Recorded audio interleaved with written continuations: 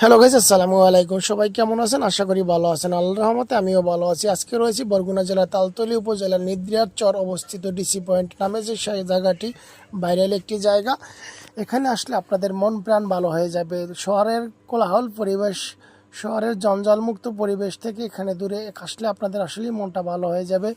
এখানে মনোমুগ্ধকর পরিবেশ, আবহাওয়া কত সুন্দর একটি আবহাওয়া, এখানে ন্যাচারাল আবহাওয়া। এখানে আসলে ফ্যামিলি পরিজন নিয়ে মনটা খুব ভালো হয়ে যাবে। আসলে আপনাদের যদি মন খারাপ থাকে তাহলে এখানে আসতে পারেন আপনারা ঘোরার জন্য।